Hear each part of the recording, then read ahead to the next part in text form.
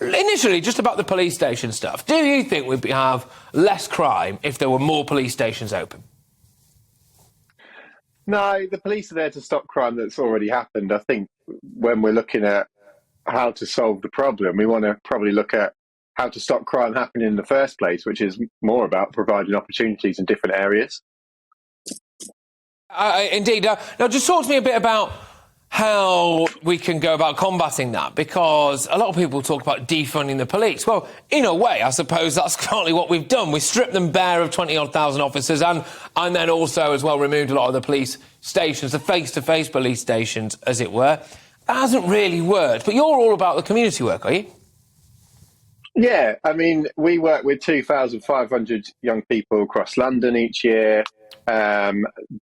Funding's been removed from lots of areas of society. Every one of them has been affected. I think probably the pandemic highlighted issues that were already there. It sort of just exacerbated them, really.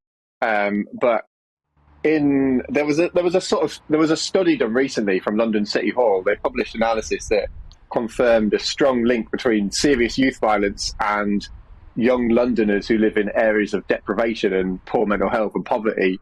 And the areas of deprivation, they've got one thing in common: they lack opportunity. So if crime is more prevalent in areas with a lack of opportunity, it's important that you work to provide what's lacking.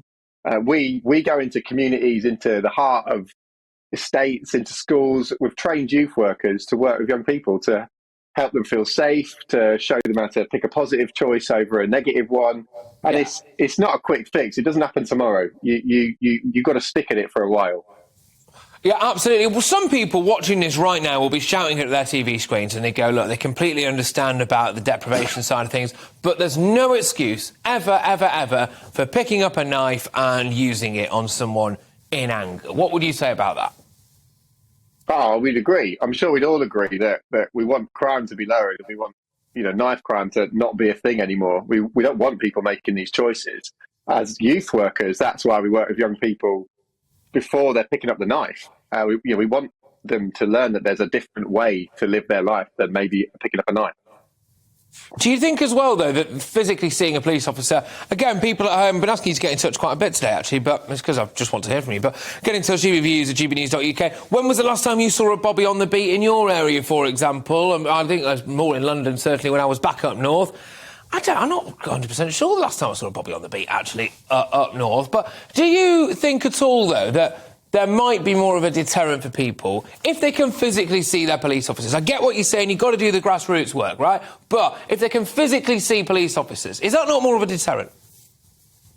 I can see why it could be. I think, but the trends have been getting worse and worse over the years, and I think if that sort of previous approach of stop and search, or whatever you kind of increase the kind of funded into police out on the streets, it's been a bit of a plaster over the wound, sticking with the knife analogy, I guess, rather than working out how the wound got there in the first place. Now, I'm not sure if you can bleach yourself out of a social crisis, but we do need better relationships with the police. I think there's lots of people that see a police officer and go, I'm running the other way.